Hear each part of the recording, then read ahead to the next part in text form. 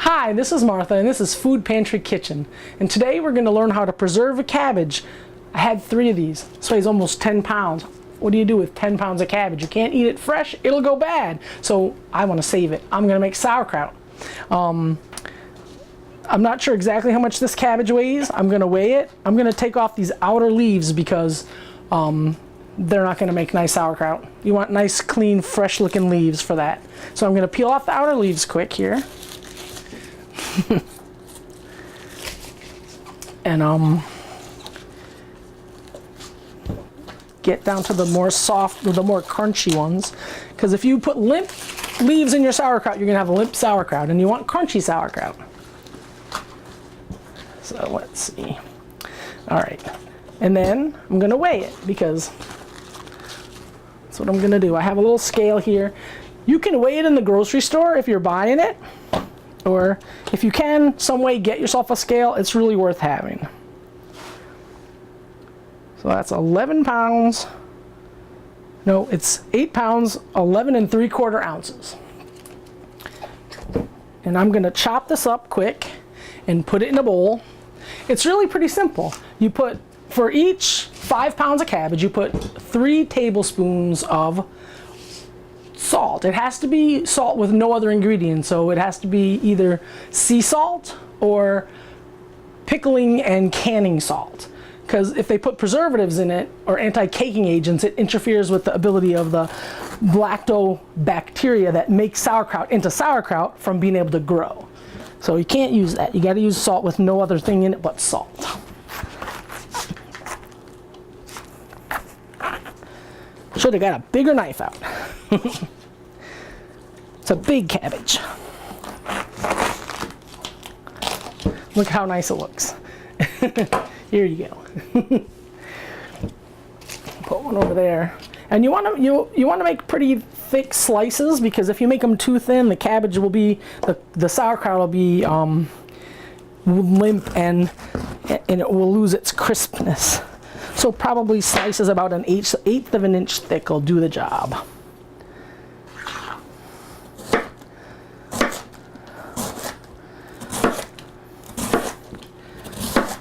I'm pretty sure I can't look up at the camera and slice the cabbage at the same time without losing a finger. But I'll look up every once in a while. My pilot episode.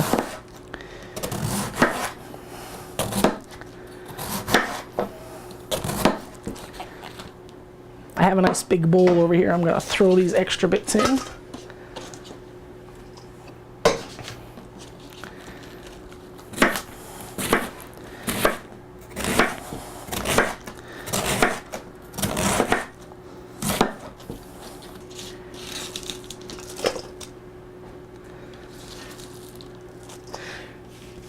Sauerkraut has it is originally from China, would you believe? And the first sauerkraut, the first pickled cabbage that people ate, was actually pickled with rice wine rather than salt. And the salt pickling method became popular in Germany and the Netherlands. Another interesting sauerkraut and pickled cabbage fact is it's one of the most popular pickled vegetables in the world, and almost every culture has a version of it.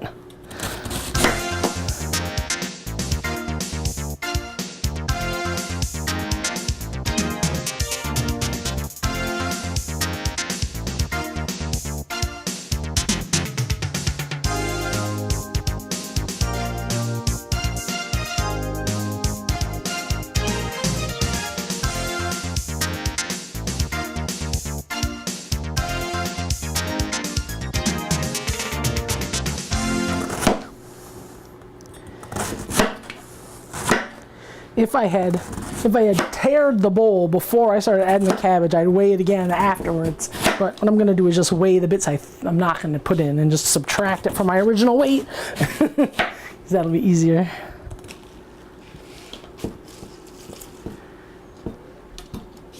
So I got a giant bowl, but apparently I have an even more giant cabbage.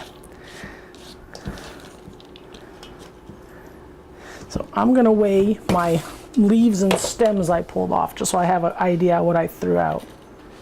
Is this something I want? No, let's put it here.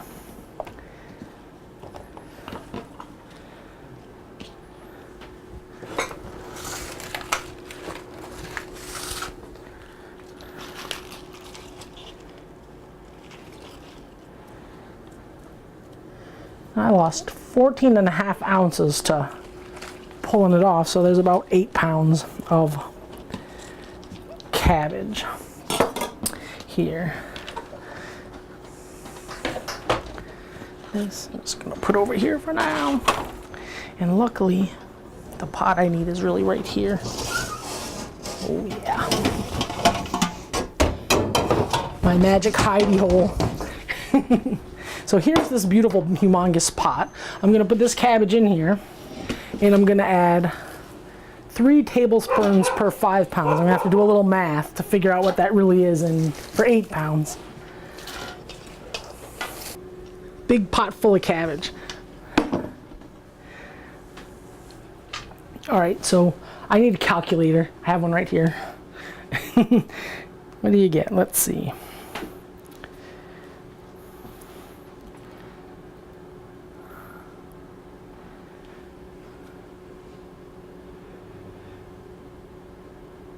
Eight pounds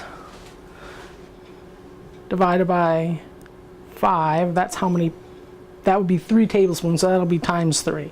So equals times 3 equals 4.8 tablespoons. We'll go with 5 tablespoons. 5 tablespoons of salt. That's the secret ingredient. Canning and pickling salt. And the reason for that is that it creates an environment that only lets the good organisms grow that pickle your food, and it makes it impossible for the ones that'll make you sick to grow. That's the secret trick to lacto-fermenting sauerkraut, for cabbage to make sauerkraut. Whoa. 1, 2, 4. There, that should be enough. I think I'm just gonna add a little bit more, because there was a couple really big ones, but that's not quite enough. There we go.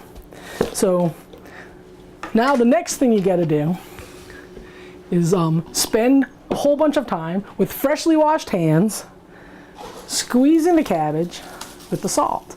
And you squeeze it pretty hard because you want to break the cells and let the salt kind of pull the liquid out.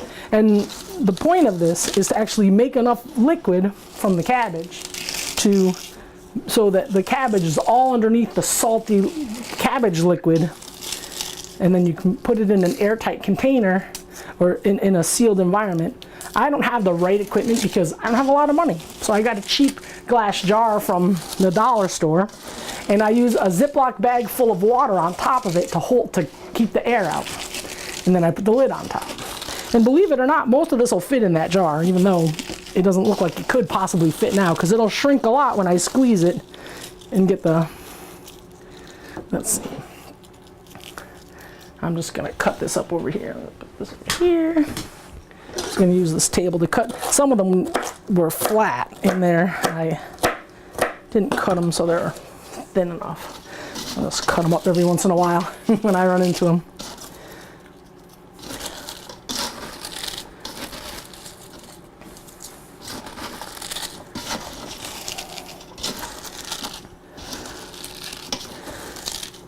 So you can use sauerkraut in lots of ways. Everybody knows to put it on a hot dog or a Reuben, but you can actually make soup out of it too. They do it in Europe. Sauerkraut soup is a thing. I don't have a recipe for it, but I would find one, you know? I would Google that, sauerkraut soup. You can do it right now if you want to.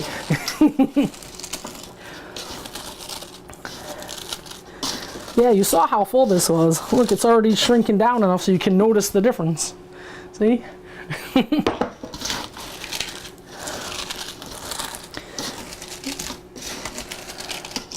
Yeah, I ended up getting these cabbages at the food pantry. They gave me 3 of them, and they were humongous.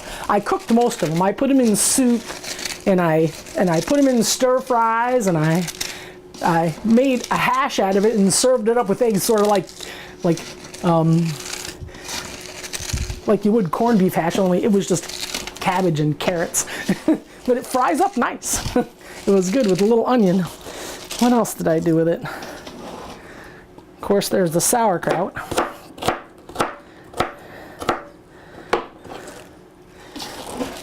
Stuffed cabbage, that's another thing you can do. A little cheap ground beef, some rice, some tomato sauce. And the way you make that, you take a cabbage whole and you throw it in a pot of boiling water. And every couple minutes you pull out the cabbage and pull off the outer leaf that's cooked. So just get them on, and it goes pretty quick that way. You have the stuffing ready, and you pull off the leaf and roll it up. You throw the cabbage back in, roll it up, put it in the pan, get the cabbage out, pull another leaf off, and then you put them all in a roasting pan and pour some tomato sauce, or even just canned tomatoes and some onion powder would do the trick. And then stick it in the oven for a while till everything's cooked. If you start with all the way cooked ingredients, cooked ground beef and cooked rice, then it doesn't take that long. You can take it out whenever you feel like it, whenever you think it's hot enough. But if you start out with anything raw, you got to make sure it gets hot enough, which is 165 degrees internal temperature. Otherwise your family will get food poisoning, and that'll be sad. When you're doing this at home, you can definitely stick your kids on it for a while. Just make them wash their hands first. Anybody who wants to develop their forearms, this is a good forearm exercise. Slowly but surely, it's getting less and less appearing in there. See that? Is that good? So once I'm done squishing this all down, there'll be enough liquid to cover the cabbage. And then I'll put it into the container. Then what you do with it is you leave it sit for 3 days at room temperature, and then for another 3 weeks somewhere colder than that. Your refrigerator, if you have it, if you have a good place in the basement that's like around 50 degrees or so, that's also good. I'll probably put it in the basement for a couple of weeks and then in the fridge for the last week, just to make sure nothing weird happens to it. Last year I tried to make some and it got fruit flies in it. I was so mad, but there's no fruit flies yet this year, so I think this is gonna work. Here's the jar. I think I got that for $2 at the dollar store.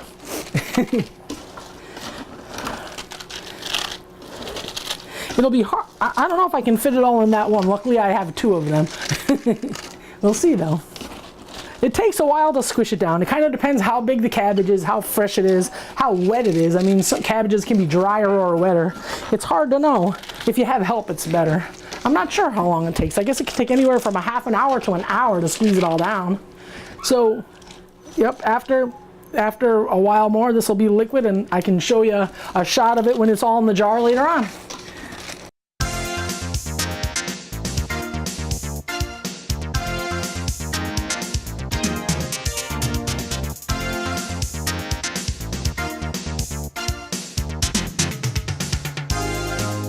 This is Martha from the Food Pantry Kitchen, and the sauerkraut's going great. So we'll see you next time. Take care then.